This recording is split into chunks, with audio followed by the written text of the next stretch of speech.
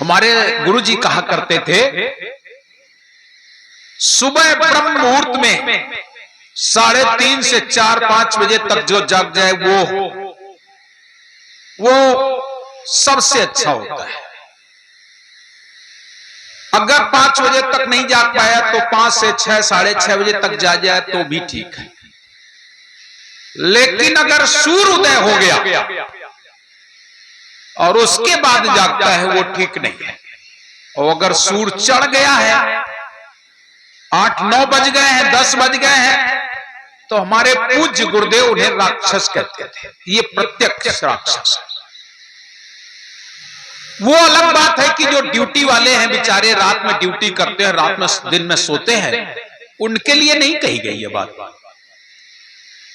उनके लिए ये कही गई कि वो रात में 11-12 बजे तक टीवी देखें, एक के बाद सोए और सवेरे 9 बजे तक सोवत रहे। वो राक्षस। सुबह ब्रह्म मुहूर्त का जागना सबसे उत्तम होता है, लेकिन लोग नहीं जाग पाते। वो ऐसा ही राक्षस था।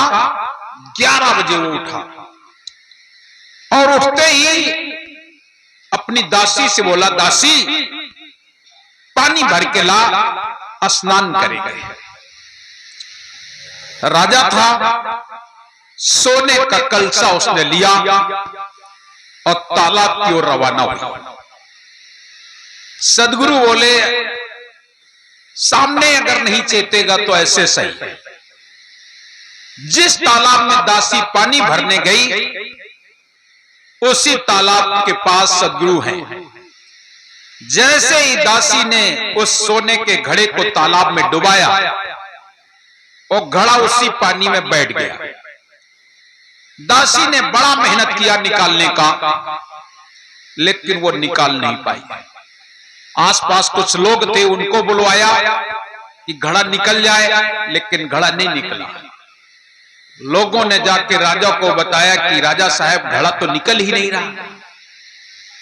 बड़ा घमंडी राजा था। 2 पुलिस वाले भेज दिए, जा जल्दी।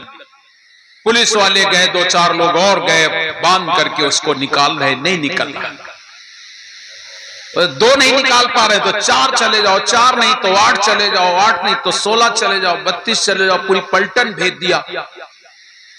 जब नहीं निकल रहा है तो और सारे हाथी घोड़े की फौज भेज दी। कैसे नहीं निकल रहा है, चल मैं भी देखता हूं। और जिस समय राजा वहां पहुंचा तो सदगुरु एक तोता के रूप में एक वृक्ष के ऊपर बैठ गए। और जब तोता के रूप में बैठे हैं, लोगों ने, कुछ लोग तो कलश निकालने के चक्कर में थे, कुछ लोग इधर उधर घूम भी रहे थे, बड़ी भीड़ थी। तो निगाह पड़ गई तोते पर। एक ने कहा, कितना सुंदर तोता है। दूसरे ने भी देखा, कई लोगों ने देखा, तोता तो बहुत अच्छा है, ऐसा तोता तो कभी नहीं देखा गया। अब उस तोते को सभी लोग देखने लगे, जो देखे वही देख के रह जाए। बोले, ये तो तोता है कैसा, ये उड़ता भी नहीं इतना, हम सब लोग हल्ला मचा रहे हैं। तो किसी ने सोचा नहीं उड़ता है तो एक डीला मारते हैं, कंकड़ मारते हैं। एक पत्थर उठाया, फेंक के मारा, और जैसे फेंक के मारा तो तोता को नहीं लगा, वो पलट के उसी के माथे पे लगा। बोला, ये तो गड़बड़ हो। दूसरे ने मारा तो उसको भी लगा, तीसरे ने मारा तो उसको भी लगा। बोले, भैया इसको मारो मत। ये बात राजा तक पहुंच गई। ये एक सुंदर तोता है और जो कंकड़ मारता है उसी को लगता है, लौट के उसको नहीं लगता, तोते को नहीं लगता, उसी को लगता है। जैसे राजा ने तोता को देखा, राजा मंत्र मुग्ध हो गया। सारे लोगों से बोला, ये तोता पकड़ाओ, मैं इसे अपने घर ले जाऊंगा। बहलिया लोगों को बुलवाया गया। बहलिया लोग तोता को पकड़ने के लिए फंदा बनाया।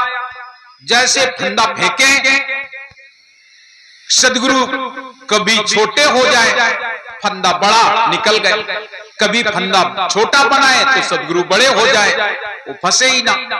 बहुत देर हो गई, इस डाल से उस डाल, उस डाल से उस डाल। बहलिया परेशान, अंत में बोले, राजा साहब इसको हम पकड़ नहीं सकते, लेकिन इतना आकर्षक है, इतना आकर्षक है कि राजा के मन में बैठ गई ये बात, ये तोता हमें चाहिए, और जब तक ये तोता नहीं मिल जाएगा तब तक हम अन्न जल ग्रहण नहीं करेंगे। ये संकल्प ले लिया, और दोपहरी तो हुई गई, 2 बज गया, लेकिन तोता पकड़ में नहीं आया। राजा आ गया घर में और आंगन में लेट गया जमीन पर। जब तक तोता नहीं आएगा तब तक मैं भोजन नहीं करूंगा। रानी बोली, कैसे तुम पागल हो गए हो? एक तोता के लिए तुम कह रहे हो जब तक तोता नहीं मिलेगा मैं अन्न जल ग्रहण नहीं करूंगा? कैसा है वो तोता? राजा साहब बोले, बहुत विचित्र तोता है, इतना सुंदर, रानी अगर तुम देख लोगी तो तुम वही मोहित हो जाओगी, बहुत सुंदर तोता। सारे लोग वहां से निकल चुके थे, सदगुरु भी वहां से आए और राजा के आंगन वाले कंगूरे में बैठ गया। रानी की निगाह पड़ गई। रानी बोली, राजन यही तो तोता नहीं, देखो कितना सुंदर तोता। अरे बोले, हाँ यही है, यही, जल्दी बुलाओ बहलिया को। बहलिया कहाँ आने वाले, पकड़ने वाले। जैसे वो बहलिया को बुलाने कहा, सदगुरु नीचे उतर के आ गया। जैसे नीचे उतर के आए तो रानी ने हाथ बढ़ाया, सदगुरु रानी के हाथ में, और जब सदगुरु रानी के हाथ में हो गए तो राजा बड़ा प्रसन्न हो गया। बोले, सुनारों को बुलाओ, बढ़िया सोने का एक पिंजड़ा बनाओ और उसमें हम इनको रखेंगे। ऐसा ग्रंथों में लिखा है कि 25 सर्पियां मंगा करके और सोने का पिंजड़ा बनवाया गया। और जिस समय सोने का पिंजड़ा बनवाया गया, सदगुरु को उसी में रख लिया। और राजा को इतना प्रेम हो गया तोते से, इतना प्रेम हो गया, सोते जागते उठते बैठते अपने पास तोते को रखे। और राजा कभी कभी तोते को पढ़ाता, पट्टे सीताराम कहो। सदगुरु मुस्कुराते अंदर ही और कहते, हम तुम्हें पढ़ाए तुम हमें पढ़ाओ।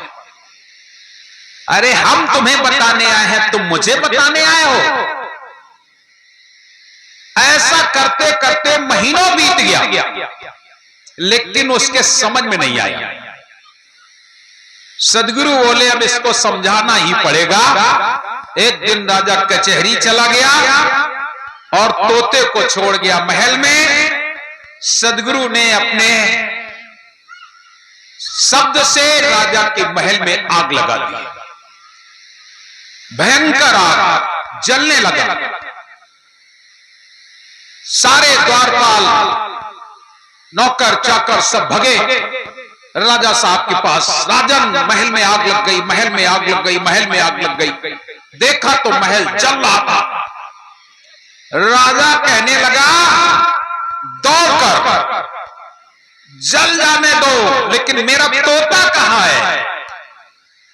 पता लगा वो तो भीतर है। तब क्या कहता है, जितना जले जल जाए, लेकिन मेरा तोता नहीं जलना चाहिए। और जले और जल जाई, लेकिन सुआ जले मम बड़ दुख भाई। जितना जलना चाहे जल जाए, लेकिन मेरा सुआ नहीं जलना चाहिए, मेरा तोता नहीं जलना चाहिए। और ये कहना था कि आग शांत हो गई। और जले और जल जाई और सुआ जले मम बड़ दुख भाई। तोता नहीं जलना चाहिए, अगर तोता जल जाएगा मैं बहुत परेशान होऊंगा। और ये भाव मन में आया, आग शांत हो गई। दौड़ करके राजा गया, देखा क्या, जिस कमरे में तोते का पिंजड़ा टंगा हुआ था, सारा सामान जल के राख हो गया था। दीवारें तक गर्म हो गई थी, लेकिन तोते का पिंजड़ा एकदम ठंडा था। जैसे उसने देखा पिंजड़ा शांत बढ़िया सुंदर बैठा था, तोते के पिंजड़े को उठा के ले आया। और आज उसको बोध हो गया। खोल दी खिड़की, बाहर निकाला, हाथ जोड़ के बोला, तुम तोता नहीं हो, तुम कोई और हो। आ जाओ अपने रूप में, आप तोता नहीं है, आप कोई और हैं, आओ अपने रूप में। सदगुरु अपने रूप में जैसे आए, चरणों में गिर गया, रोने लगा।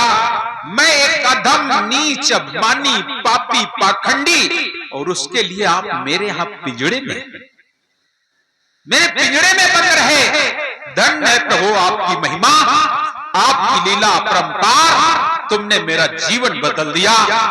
मेरा तो सब कुछ बदल गया, इस संसार जल जाए तो जल जाए, लेकिन अब आपके चरणों का मैं दास हूं, मैं कभी आपके चरण छोड़ के नहीं जाऊंगा। मैंने कितने पाप किए हैं, मैं कितना नीच आदमी हूं, मैंने तो तमाम संतों को जाला के भून के खा डाला, ना जाने कितने लोगों को सताया, चरणों में गिर गया, सब कुछ उसका समाप्त हो गया और वो राजा बंक सदगुरु का परम भक्त हो गया।